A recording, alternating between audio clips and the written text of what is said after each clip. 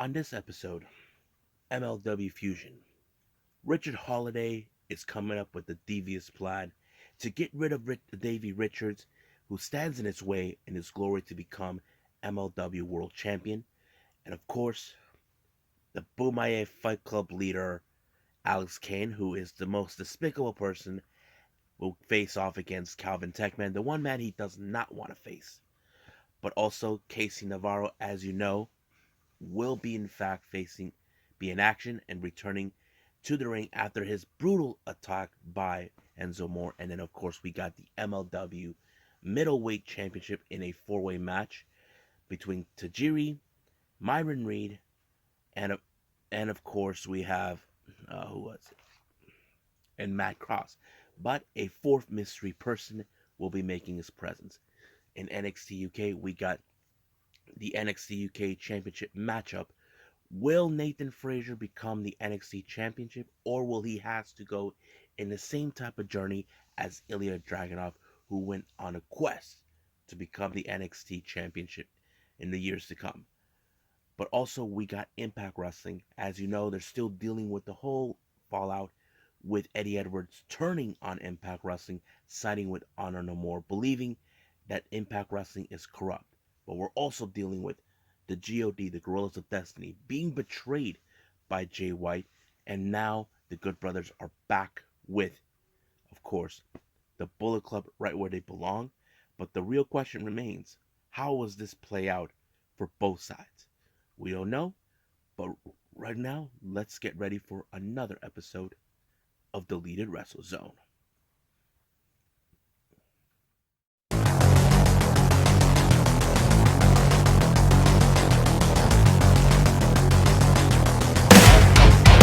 Are you ready? Get up, get up! Get up, get up! Get up, get up! Get up, get up! Get up, get up! Get up, get up!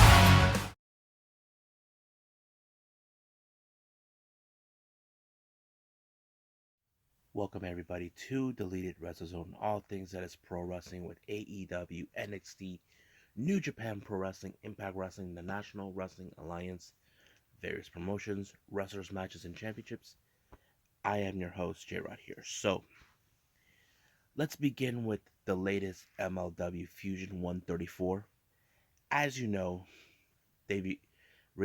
Richard Holliday is now on the quest to become the World Heavyweight Champion. However, one person stands in his way into his shot of this title against his old pal Hammerstone, and that is the American Wolf, Davey Richards.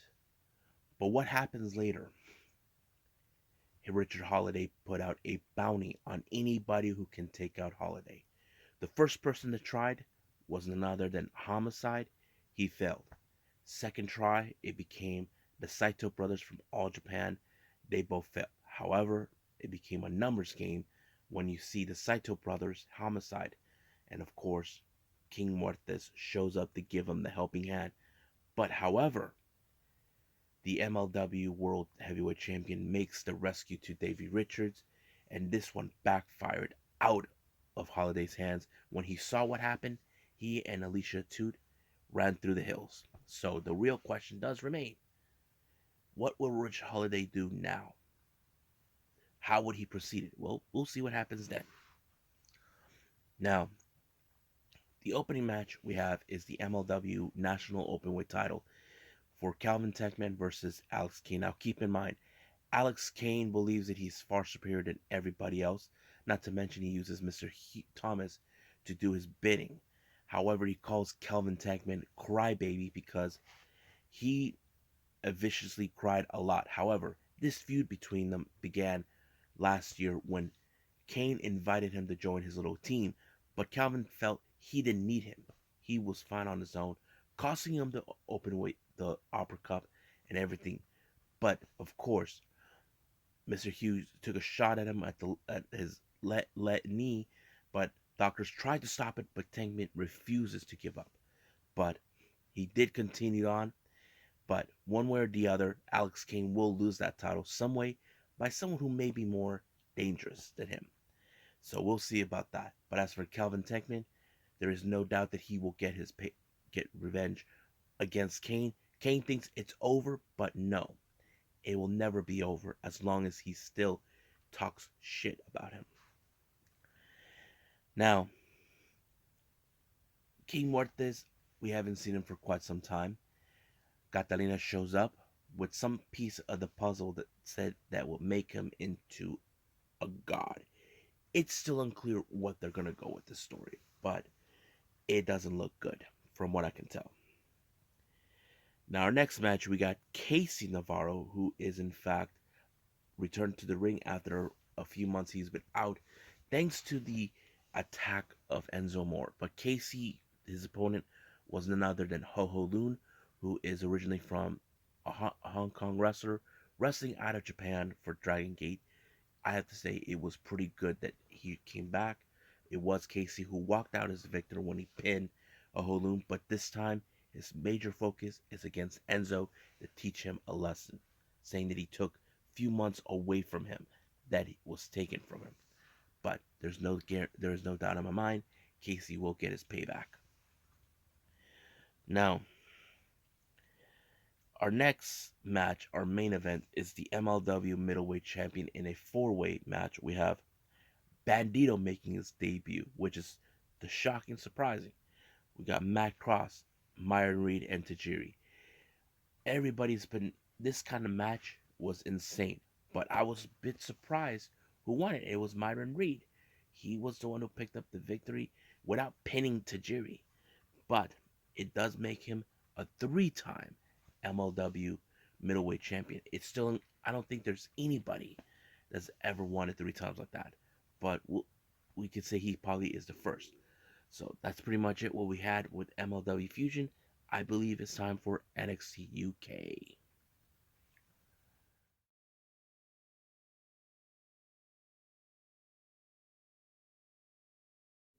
Okay, NXT UK. Open up with Gallus's Mark Coffey taking on Sha Samuels.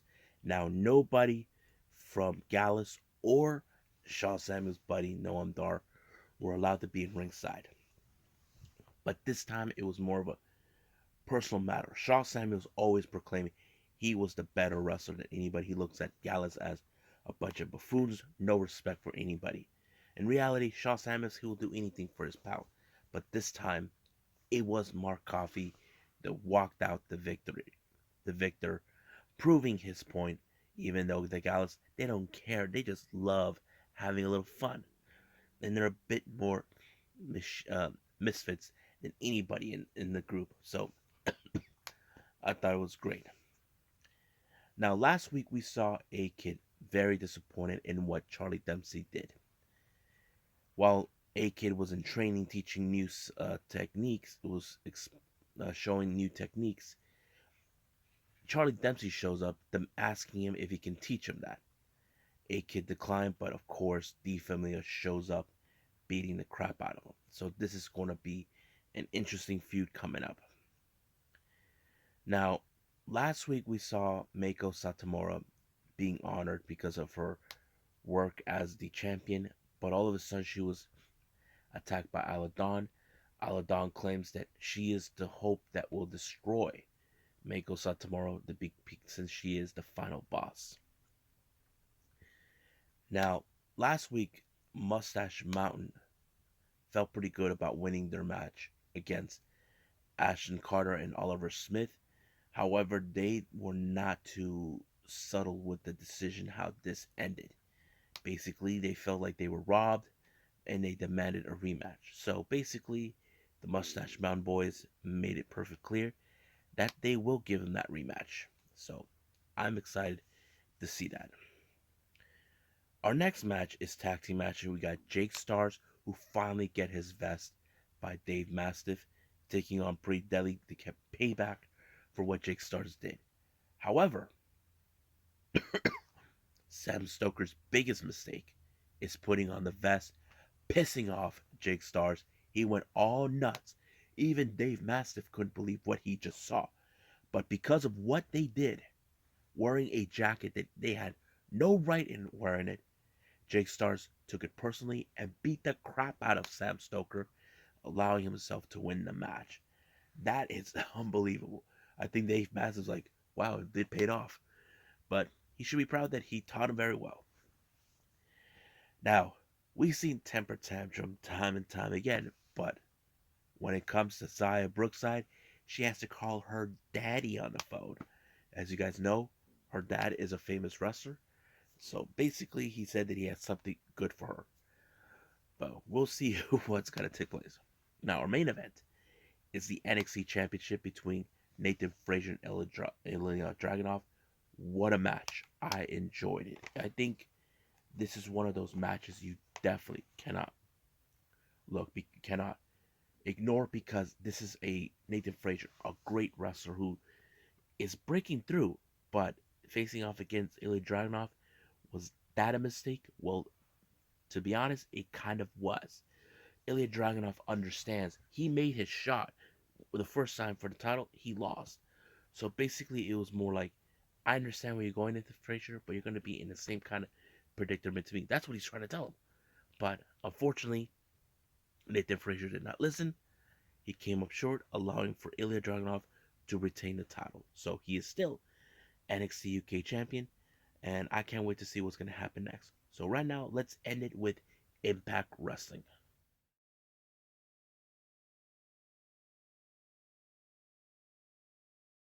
Okay, Impact Wrestling, as I said before, we're still dealing with the fallout of Eddie Edwards turning on Impact Wrestling, siding with Honor No More.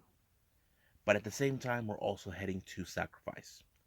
It opened up with Eddie Edwards taking on Steve Maclin. Now, Steve Maclin, who was pissed off that Eddie Edwards accused him of being a traitor before No Surrender, and it turned out it was him. The match was great. However, it turned out exactly like I hoped for, but it ended with a disqualification by Edwards, giving Maclin a chance, and of course, Honor No More shows up and started causing a problem, and of course, Team Impact came with the save. However, Maria believes that, oh, you guys are here because you guys have a corruption. It's a load of crap. That their way is the real way. But of course, Heath had a lot of things to say. He said that this is a load of crap, what's coming out of their mouths. But Vincent told him that you live in a world illusion. But I have to say, he stepped up to the plate when it turned into a match, and it was like pretty good to see what he did. But he was able to put the final call onto Vincent to win the match, and here comes Moose to try to shut him up. This time it backfired. Could we see him win the title? Well, I'm looking forward to it. Now we got Masha Slamovich taking on Rachel Rose. You can tell this one's good that it ended right there right away. So she's not being paid overnight. So now the GOD, as you know, they're pissed with everything that took place last time. And now it appears that Violent by Design want to have a temporary solution. They want the tag titles, they want the GOD. So basically, it gives them a good entrance. Now, speaking of tag team, Mike Bailey feels that he and Ace Austin should be a tag team. That doesn't sit well with Fulton, but I think Ace Austin's on this feeling like, why not? Let's do it. So that kind of goes into a different direction. I think this is kind of great to see what's going to happen. Now, our next match is singles competition from two different tag teams. The first is Madison Rayne along with Caleb with the K and Tennille Dashwood taking on Cassie Lee and Jesse McKay. I have to say, Caleb played a pretty good storyline in this one, where you look at him, he's not being appreciated by the influence, but the inspiration appreciates him. So basically, he's put in a rock and a hard place.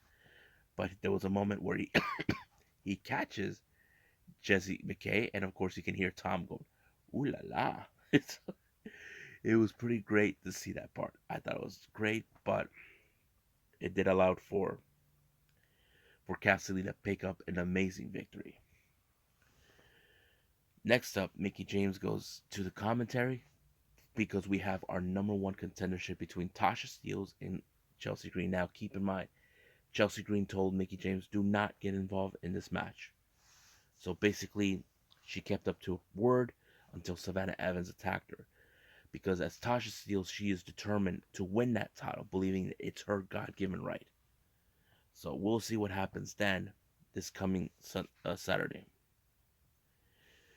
Now, Johnny Swinger, oh my God. He picked the worst timing to try to handle Jonah, but the tsunami finished him over. However, PCO shows up with the monster. Now, he did a tsunami, but people were telling him to do it one more time. But he should have done it because it woke him up. So it was great. Basically, Jonah is going to be in a big fight of his life against a monster like Frankenstein, like PCO actually. Now, Deonna Purrazzo, as you know, has been on a roll, undefeated in a champ challenge. However, Giselle Shaw shows up. It's still unclear what is she trying to do. Looks like she wants to be the next challenger, and it irritates her that she's there. But however, Lady Frost comes out saying she still has some unfinished business with her. So basically, you got um.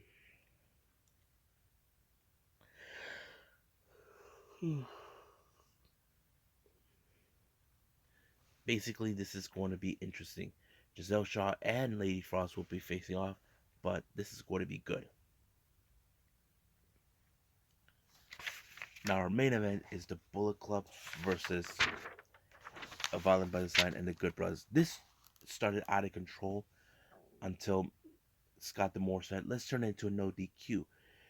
The Good Brothers and GOD went into the outside of the ring, fighting off there while the bell rung in the actual ring. So basically, it went out into a all-out war between both sides. But let's see what's gonna happen this coming week to see what is gonna take place after Sacrifice and of course on Impact Wrestling. I'm really excited. So let's call it a night right here. Well, I hope everybody is enjoying this episode. I kept it a little short because my personal time went back to my regular day job. So I'm going to try to keep this short as possible. But however, coming up, we got more on Stardom's events that took place starting the new year. I'll speed everybody up what's been going on. But also, I have the latest Gambaria Pro Bad Communications. This is a big event. And finally, someone added on streaming service where they can actually um, hear it in English. However, I will explain to this because I found another link for all of you guys if you're interested. And also, we cannot forget MLW Rampage, which is the final show before Revolution, and then after that we have NXT Level Up. So I'll see you guys in the next DWZ time, same DWZ channel. I must bid all of you adieu. So goodbye, and